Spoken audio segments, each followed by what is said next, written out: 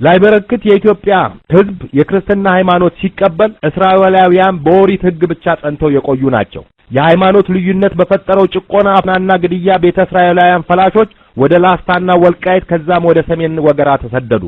እነርሱም ከጊዜ ወደ ቁጥራቸው እየጨመረ ኃይልም እያገኙ ሄዱና ጌዲዮን የተባለ የጎበዝ አለቃቸውን ንጉስ ብለው ሰየሙ።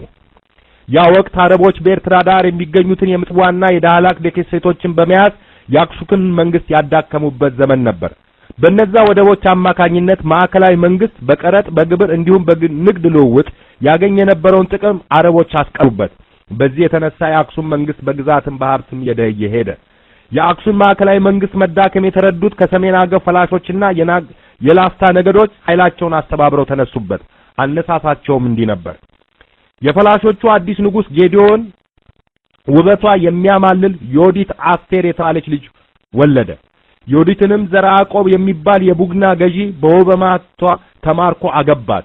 ዮዲትም በፍቅሯ እየሳበች ዘርዓ ያዕቆብን ክርስቲያንነቱን አስተታ የአይሁድ እምነት ተከታይ ያደረገችው። ስሙንም ለውጣ ሰለሞን ተባለላት።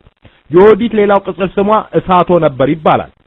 በዛ ዘመን በአክሱም ዙፋን ላይ የተቀመጠው ንጉስ ደግናዥ ስለሞተ አንበሳው ድም የተባለ ሕፃን ልጁ ነገሰ። ሕፃኑ ንጉስና የሞግዚቶቹ አገሩን ለመግዛት ያላቸው የብቃት ማነስ የተገነዘበችው ዮዲት ጦሩን አሰልፋ ወደ አክሱም ገሰገሰች። አክሱማውያን ዮዲትን ለመቋቋም አቅም ስላልነበራቸው ሕፃኑን ንጉስ ይዘው ወደ ሸዋ ሸሹ። ዮዲት በ842 አክሱም ላይ ነገሰች። የአዲሲቱ ንግስት የመጀመሪያ ተግባር በአክሱምና በዙሪያው የሚገኙትን ሐውልቶች ማፍረስ፣ አብያተ ክርስቲያናቱንና ንዋየ ቅድሳቱን ማቃጠል፣ በደብረ ዳሞ ተራራ ላይ ወይኔ አምባ ተገዘው የነበሩትን የነገስታቱን ልጆች ማረን ነበር። የአክሱም መሳፍንት ወደ ሸዋ የሸሹትን ወጣት ንጉስ አድና ለመግደል ዮዲት 2 ጊዜ ሞክራ ነበር። የሸዋን ጦር ማሸነፍ ስላልቻለች ሙከራዋ ከሽፎባታል። ዮዲት የዘመኑ የጥፋት መልእክተኛ ተብላ ብትነቀፍም ኢትዮጵያን ግን ለ40 ዓመታት ገዝታ ሞተችው። የንጉስ ዮዲት ታሪክ በጣም ሰፊ ነው። የኢትዮጵያ ታሪክ ኑበዬ አክሱም ዛጌ በሚል የተከበሩ ክቡር አቶ ተክለ ጻዲቅ ሞክሪያ ካሰፈሩት አንድ ዘገባ ቀነጫጭቤ ላካፍላችሁ።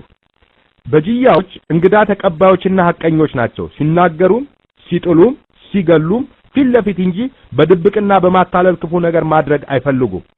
በእነርሱ ልማድ ውስጥ ከወንድ የበለጠ ሴት፣ ከአባት ይልቅ እናት፣ ከወንድ ልጅ ይልቅ ሴት ልጅ ከበሬታና ማዕረግ አላቸው። ዘር የሚቆጠረው በእናት በኩል እንጂ በአባት አይደለም። ውርሱም ከወንድ ይልቅ ለሴት ይሰጣል።